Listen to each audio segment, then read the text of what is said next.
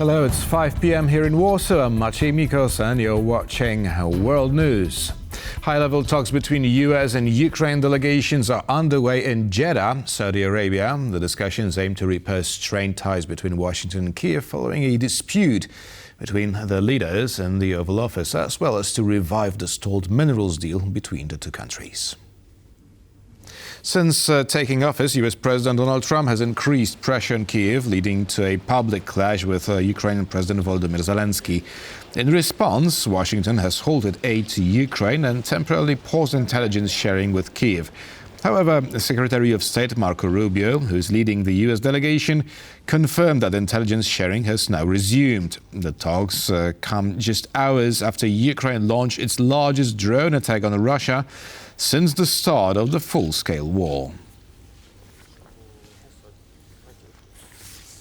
According to a new investigative report, the Russian embassy in Brussels has been home to 220 spies from Russia's top security agencies. Journalists obtained access to the disturbing information that Belgian intelligence identified 11 diplomats as officers of the Russian Foreign Intelligence Service.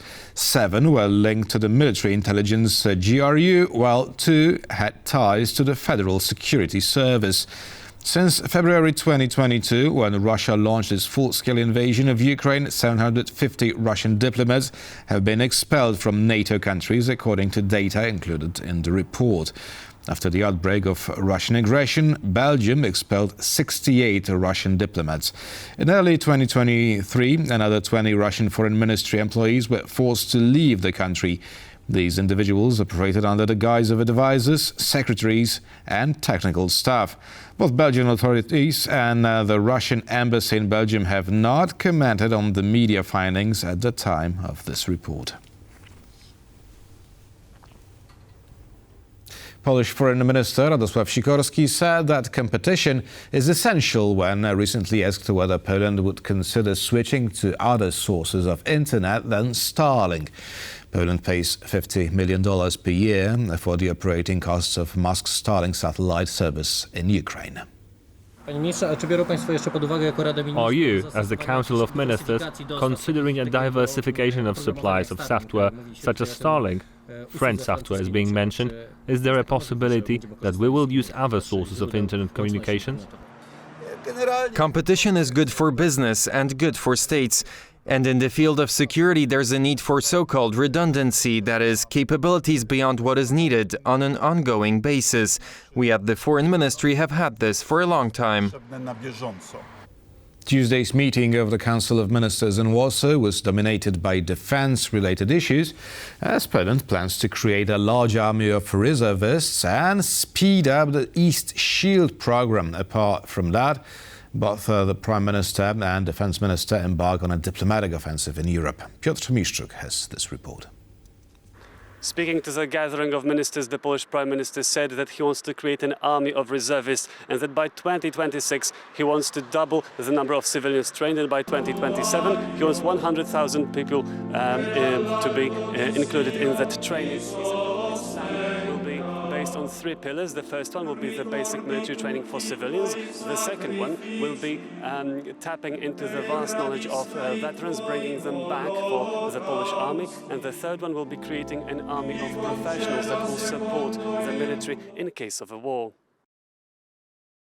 The basic training will be supplemented by specialized training, which will be carried out in a different mode, and it will be related to the profession of the trainee and their skills. As you know, this war in Ukraine has shown this very clearly. A whole range of specialists are needed, and this applies above all to new technologies. But also when it comes to threats here in Poland, more civil defense specialists are needed. The Prime Minister further added that he wants all army needs to be satisfied 3 times faster. He said that deregulation will be key towards achieving that objective. He also said that deregulation will be key for speeding up the process of building the East Shield. This is the initiative of fortification the Polish border with Belarus and Russia. But also there will be more diplomatic efforts. Tomorrow, Polish Prime Minister is going to Turkey to talk with President Erdogan, and Defense Minister Władysław Kosiniak-Kamysz is going to Paris to talk with other European Union defense ministers. For TVP World, from the Chancellor of the Polish Prime Minister, I'm Piotr Miszczuk. Freedom needs constant care, support and protection, Lithuanian President Gitanas Nausėda said on Thursday during commemorations marking the country's 35 years since regaining independence. The Lithuanian head of state went on to caution his nation against taking freedom for granted amid recent developments around the war in Ukraine. In a similar vein, Lithuania's first de facto president, 92-year-old Vytautas Landsbergis, said that the thawing of US-Russian relations poses a threat to small nations such as Lithuania, as evidenced by the pressure exerted by the US on Ukraine. Lithuania restored its independence after the fall of the Soviet Union on March 11, 1990. Following Lithuania's independence celebrations, Polish Parliament Speaker Szymon Hołownia discussed a range of critical issues with the parliamentary leaders of the Baltic states, Scandinavia and Ukraine. In his remarks following the meeting, Hołownia highlighted key topics including the ongoing situation within NATO, the urgency of speeding up decisions on frozen assets and Poland's stance on withdrawing from the Ottawa Convention, a move that could set a precedent for other countries in the region.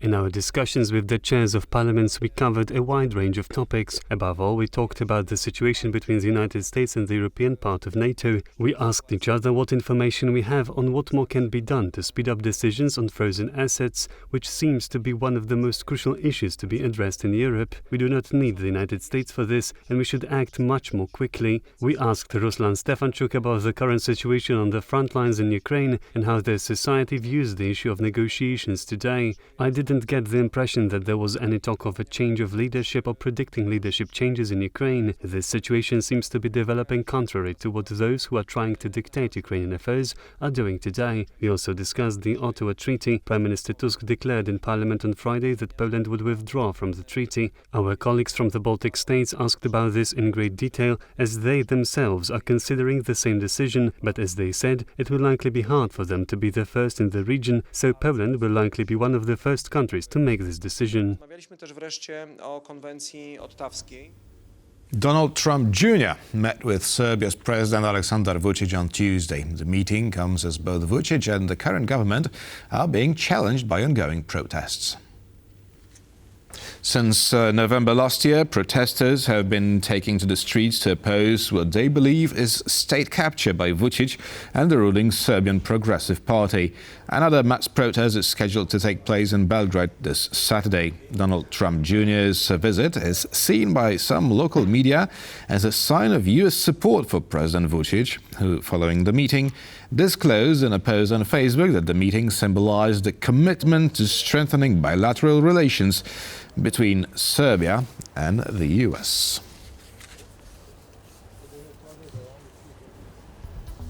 And that would be all for now. Thank you for watching. We'll have more news coming at the top of the hour.